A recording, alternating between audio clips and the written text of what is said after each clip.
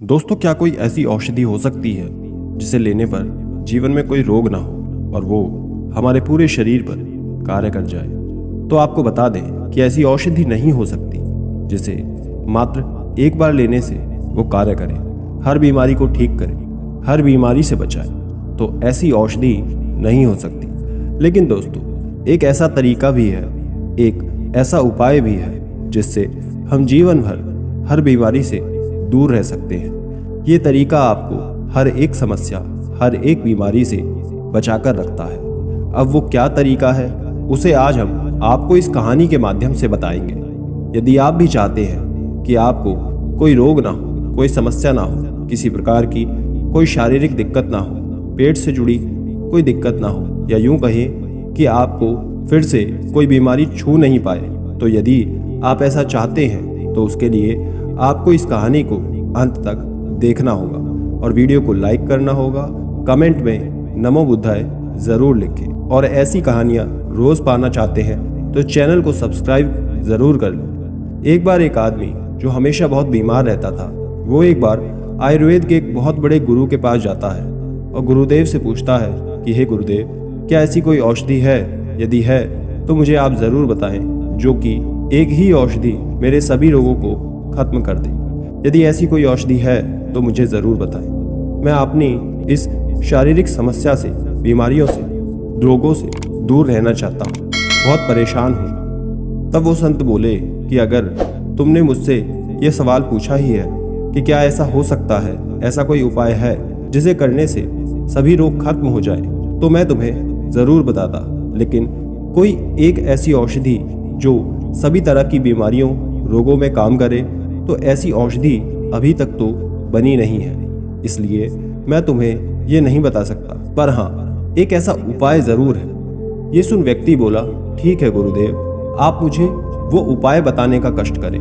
तब वो गुरुवर बोले कि आज मैं तुम्हें एक ऐसा उपाय बताऊंगा जिसके द्वारा हम पूरे स्वास्थ्य को ठीक रख सकते हैं और शरीर की कोई सी भी, कितनी भी भयानक बीमारी से बच सकते हैं। तो ये तरीका है अपने शरीर की प्रकृति को समझना, अपने शरीर की प्रकृति को संतुलन में रखना। इससे आपका बल भी बढ़ेगा, सौंदर्य भी बढ़ेगा, हर प्रकार से आपको इससे लाभ मिलने वाला है।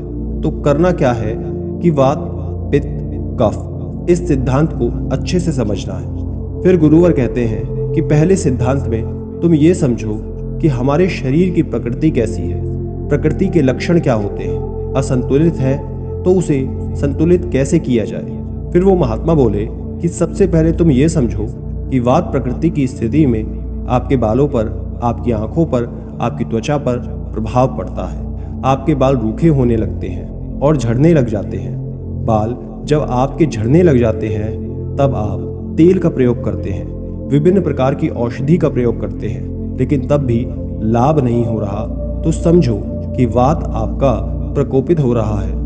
ये समस्या आपकी वात रोग की है कि आंखों की रोशनी कम होने लगती है, त्वचा जो है वो रूखी होने लगती है, सूखी पड़ जाती है, झुर्रियां पड़ने लगती हैं। त्वचा और चेहरे पर ये सब वात का प्रभाव होता है। तो यदि आपके साथ भी ऐसा हो रहा है तो आप ये समझ जाएं कि ये वात के कारण हो रहा है। वात आपका असंतुलित हो रहा है। यदि आपको जोड़ों में दर्द होता है, कमर में अकारण ही दर्द हो जाता है, तो ये बात समझें कि ये सब वात के कारण हो रहा है। भूख इन लोगों को अच्छी लगती है, सामान्य लगती है, बहुत अधिक नहीं, बहुत कम भी नहीं, लेकिन इन लोगों को गैस की समस्या, पेट जैसे फूला फूला रहना और डकारें आना, ऐसी परिस्थितियां इनको उत्पन्न होती हैं और सिर से बालों का निष्कासन ज्यादा होता है। इस प्रकार की स्थिति ज्यादा बनती है और कब्ज की समस्या इनको रहती है, क्योंकि वात जो है वो सुखाती है, ये मल को भी सुखा देती है।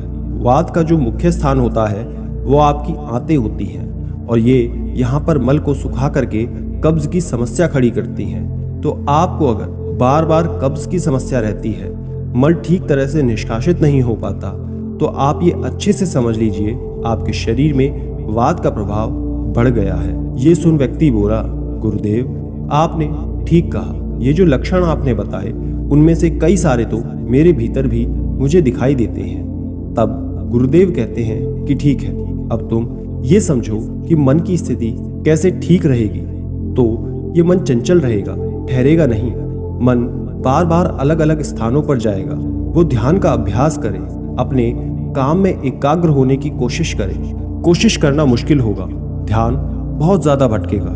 ये सब वात का प्रभाव होता है। फिर वो महात्मा जी कहते हैं कि अब मैं तुम्हें ये बताता हूँ कि यदि आप वात से प्रकोपित हैं तो किन चीज़ों का प्रयोग करके आप इसे ठीक कर सकते हैं। तो आपको मुख्य रूप से भारी भोजन और बासी भोजन को त्याग करना होगा।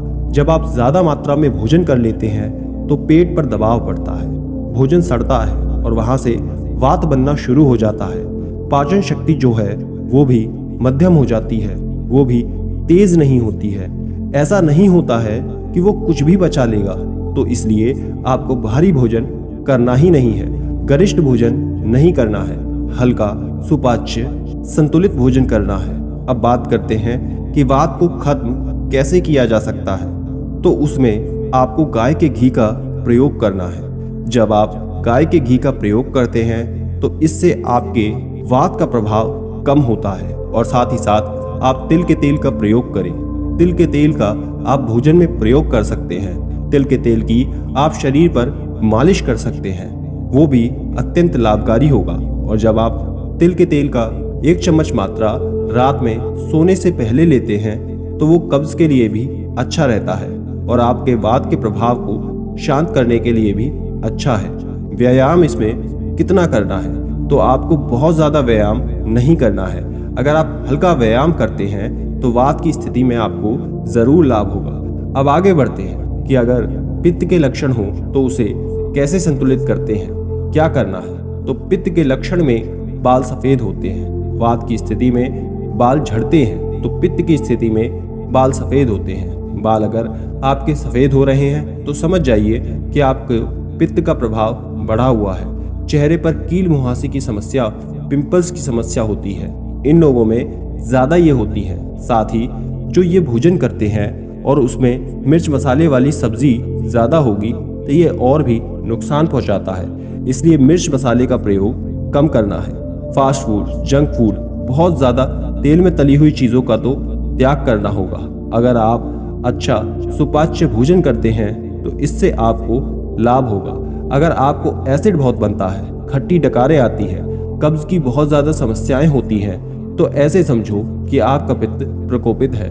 पित्त की समस्या है तो पाचन का विकार हो सकता है। तो ऐसे में आपको सबसे पहले ध्यान देना होगा आहार पर। आपको अपने आहार पर ध्यान देना होगा। एसिडिक चीज़ों का प्रयोग कम से कम करना होगा और एल्कलाइन चीज़ों का प्रयोग आपको ज़्यादा करना होगा।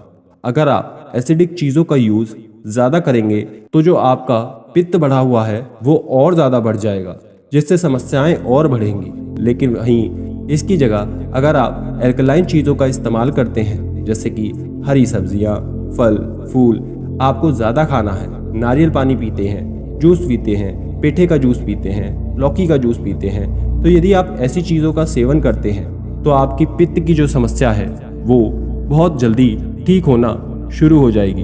अगर शुगर की समस्या है तो वो भी नॉर्मल होगी। इस समस्या में आपको एसिडिक डाइट को कम करना है और एल्कलाइन डाइट को बढ़ाना है। अम्लीय जो चीज़ें हैं उसे कम करते जाना है। इन लोगों की जो मानसिक स्थिति होती है ज़्यादा क्रोध वाली होती है, गुस्से वाले होते हैं, अस्थिर होते हैं, यानी कि बहुत ज़्यादा छोटी से छोटी चीज़ में भी बहुत ज़्यादा रिएक्ट करते हैं, तो ये उनकी मानसिक स्थिति को दर्शाता है। तो यदि इस प्रकार की आपकी मानसिक स्थिति बनी हुई है तो ये पित्त प्रकृति का होता है। फिर महात्मा बोले कि इस प्रकृति को ठीक कैसे किया जाए, तो इसका सीधा सा उपाय है, यदि आप गाय का मक्खन प्रयोग करते हैं तो ये बहुत अच्छा होता है। गाय का घी, गाय का मक्खन मिश्री मिलाकर उसका प्रयोग करने से आपको बहुत ज़्यादा फायदा होता है। साथ ही इसमें बहुत अधिक फल सब्जियों का प्रयोग करना आवश्यक होता है। व्यायाम में आप समझें कि कुंजल क्रिया जो है वो बहुत अच्छी रहती है, यानी कि आपको पर्याप्त मात्रा में 3 से 4 गिलास पानी पी के उसके बाद उंगली से मुंह के भीतर डालकर कुल्ला करते हैं तो पानी बाहर आता है। ये जो क्रिया है ये पित्त की अवस्था में बहुत काम आता है। ऐसे लोगों को ध्यान का अभ्यास और योग का अभ्यास करना चाहिए, इससे भी मन शांत होता है। गुस्सा कम होता है। मानसिक स्थितियां जब शांत होती हैं तो पाचन क्रिया पर भी उसका प्रभाव पड़ता है। और आपकी जो अल्सर समस्या है, पित्त बढ़ रहा है, तो ऐसे में मानसिक समस्या आपकी मदद करती है। अब बात करते हैं कि कफ प्रकृति में कौन से लक्षण दिखाई देते हैं। कफ प्रकृति को एक अच्छी प्रकृति माना जाता है। इसमें आपकी त्वचा, आपकी आंखें, आपके बाल सब अच्छा रहता है। आपका पाचन भी ठीक रहता है। बहुत ज्यादा भूख नहीं लगती है, लेकिन सामान्य भूख रहेगी। लेकिन आप ये समझें कि जो आपकी कफ की प्रकृति है, उसमें आप जो कुछ भी खाएंगे उसमें आपका वजन बहुत तेजी से बढ़ेगा। आप में ओबेसिटी की समस्याएं रहने लगेगी। जो म्यूकस है वो बढ़ता है। खांसी जुकाम की समस्या रहती है। ओबेसिटी के कारण होने वाली जो भी बीमारियां हैं, जैसे कि डायबिटीज इत्यादि की दिक्कत प्रधानता में रहती है। ये कफ प्रकृति की व्यक्तियों में ज्यादा रहता है। ऐसे व्यक्ति यदि अपने आप को सक्रिय रखते हैं, अच्छी जीवन शैली को अपनाते हैं तो फिर ठीक है। लेकिन यदि ये बिल्कुल निष्क्रिय हो जाते हैं, मतलब कोई काम नहीं करते, शारीरिक मेहनत नहीं करते, शारीरिक रूप से एक्टिव नहीं रहते, तो ऐसी स्थिति में कफ प्रकृति जो बनती है उसमें मानसिक स्थिति होती है वो व्यक्तियों की शांत होती है। मिलनसार स्वभाव होता है। ये संतुलित मस्तिष्क के साथ रहते हैं। इनमें तमोगुण से ऊपर उठना जरूरी होता है और इसके लिए सक्रिय होना बहुत जरूरी होता है।